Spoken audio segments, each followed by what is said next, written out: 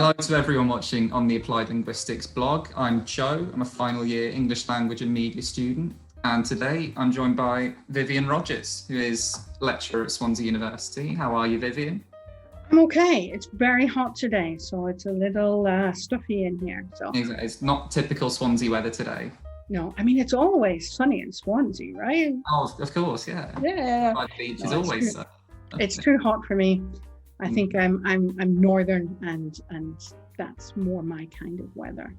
Now, why don't you start by explaining how long you've been at Swansea University and what your current role is now? Okay, well, I joined Swansea University back in 2011, so I'm coming up on 10 years this year. And I am currently a senior lecturer in applied linguistics. And I started at lecturer level and got promoted a few years ago. Up until recently, I have been the undergraduate degree program director, and I'm handing that job over to my colleague, Cornelia. And so that's been very busy because we've introduced a new degree program, the BSc in Applied Linguistics and English Language, and we integrated in the CELTA for anybody on English language or English language and TESOL degrees. So it's been a really big job and a busy thing to do.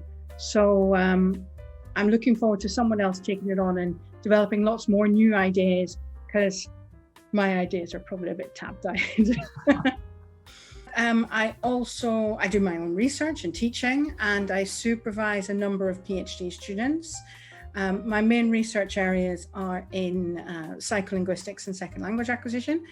And I'm particularly interested in two main things. One is the link between how we learn words and how we learn new grammatical features in a second language that maybe aren't present in our first language. So if you think back to maybe you did French at school, and in French they have grammatical gender. The words for the are either masculine or feminine. And that's always difficult for people to learn. So I'm interested in how we learn these new features.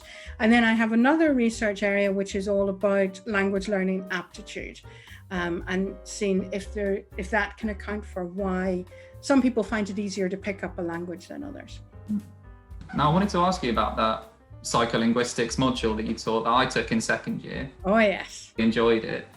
Oh, well, I'm glad to hear that. Some people keep telling me that the coursework is just so big for that, and they say it's that it's all just too much. But then afterwards, they then go into things like speech and language therapy, and they say it specifically because of that coursework, in which you have to analyze patients with aphasia and diagnose which type of aphasia the patient had. No, that's exactly it. It was so different from every other module I've done, and I really wasn't expecting when I started the English language course to be learning so much about psychology. But do you think it's important for students to be able to branch into other subjects like psychology or history when they're taking the English language course? Yeah, I think English language as a degree is one of those things that it does. You can take it in lots of different directions, but language is just endemic to every aspect of life. And so you can make these links with sociology and sociolinguistics, or with psychology and psycholinguistics. And then other people are interested more in the historical side of things, or how we teach in our TESOL strand. So for me, I think that's one of the big benefits of it. But it's interesting because a lot of people think, a lot of my students tell me, oh, I'm doing English because I don't like to do maths. And then they come onto my module and I'm like, right, okay, so we're going to learn some Excel, we're going to count things, we're going to draw graphs. And then in the third year, depending on dissertation choices and stuff, then they do proper statistics, not like crazy difficult. It's not a degree in maths, right? But you do learn some skills. And then afterwards, when you go to apply for jobs and stuff, then the fact that you can produce a report and read the Excel graphs and do all of that, then that starts to look good. So for me, I think it's a degree that gives you a lot of different skills that you can then apply to whatever area that you decide to go on to. So are you currently working on any particular studies that you want to talk about? Well, I've just written a book chapter with Paul Mira about the new versions of these aptitude tests that Paul originally developed in 2005. And we've revised them, tested them, tried to do some validation work on them, and they've now been launched on a website, and that people can just go and do. So it's the Lognostics website, and then I'm also writing. So my PhD was back in 2009. I finished it, and it was on the acquisition of word order, right, if you like. So in English learners of French. So French has a different word order to English. So in English you would say, I often watch TV, but in French you would say the equivalent of I watch TV, or I watch often TV, right? So the adverbs in a different place. And I used to be a French teacher, and I noticed my students kept making these mistakes, and I was interested in investigating this and at what point on how can we get the learners to switch to the correct word order, right? So that was my PhD study, and I'm writing some stuff based on that idea of English learners of French. So I'm doing some work on that, and I have a sort of hypothesis. It's too early stages to call it a theory, but it's a hypothesis that I'm working on that relates how your vocabulary, your network of vocabulary in your mind with the acquisition of these different word orders and things like that. And so I'm trying to do some work on that at the moment, and I'm about to go and collect some more data. And then I'm also doing, back on the aptitude stuff, I'm doing a big validation study so that we know that these tests, so Paul Mira put these aptitude tests up online for researchers to use, and loads of people have used them, but no one's actually checked that they actually work as tests. So that's what Paul and I have been doing. So we have a big study that we're going to write up hopefully before Christmas, looking at the statistical analysis behind the tests to prove that they are working as coherent tests, and that some of the effects that people have seen when they've looked at, say, the role of aptitude in understanding feedback, or the role of aptitude in learning vocabulary, or in using self-correction strategy. People have done aptitude in terms of anything you can think of, really. Those effects are really because of the variables they're looking at, and not because of problems in the tests, which is always a big worry. So we're doing, because we didn't think, when he released the test, didn't think that people would really want to use them, that much. And then the problem is that just as he released the test, and there was some big research came out on aptitude, and everybody was like, oh, that's an interesting thing, we should look at that again. And some of the more established tests were extremely expensive, and these ones were free, so lots of people decided to use them, which is perfect timing, really. Yeah, fair enough. But we need to check that they're really decent tests. So that's what we're working on at the moment. Now, I wanted to ask you, because I've been an English language student for 4 years now, and I've heard from so many friends and family members that English is the hardest language to learn. To be the common expression that everyone knows about. But given your expertise in language learning, a variety of linguistic backgrounds, can you confirm or deny whether this is true? Is there such a thing as a most difficult language to learn? I don't think there is such a thing as a most difficult language to learn, because it always depends on where you're coming from, right? So for some people, English will be very easy to learn because it's quite similar to what they have already in their first language, right? And for other people, English will be quite difficult because it's very different. But English does have some some specific characteristics that does make it difficult, in that the spelling versus pronunciation system. We call this the phoneme-grapheme correspondence. So how words are written and how they are pronounced are not necessarily consistent. If you think of bough as in the bough of a tree versus to take a bow, spelt completely differently. But bough as in the bough of a tree and cough, the only difference is the first letter, but pronounced completely differently.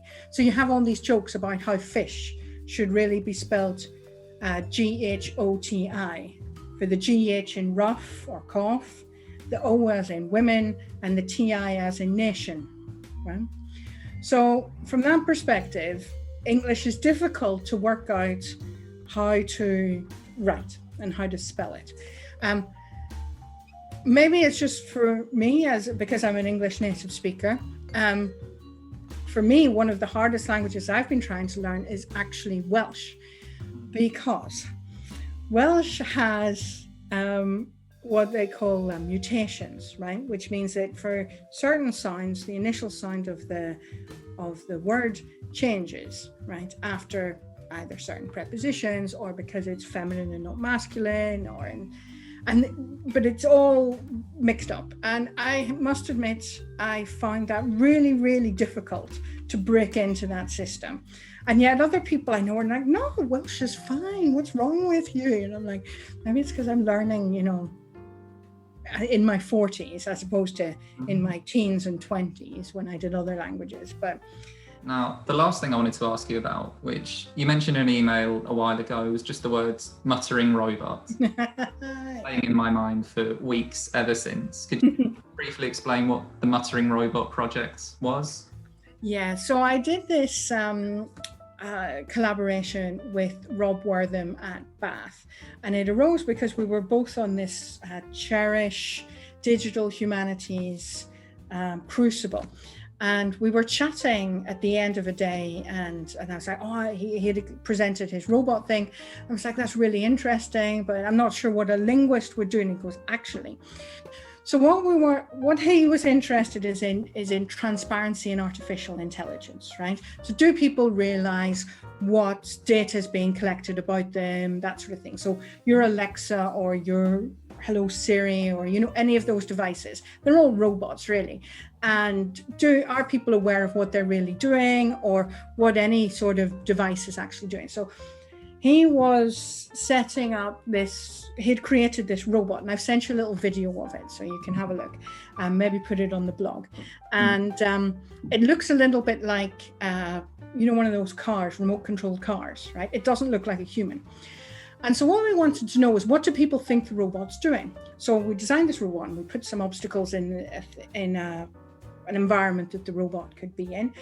And we did two different experiments, one in Bristol, at Bristol, and the other at the Oriel Science in Swansea. And what we wanted to know was what people thought the robot was doing. So we developed two conditions. One was the robot just did things and you heard nothing. And the other one, which was where I got involved, was we started to have the robot vocalize using some set phrases what it was actually doing. So we had some programming that mainly Rob did, but that I helped me with the ideas behind about how we could get the robot to explain what it was doing.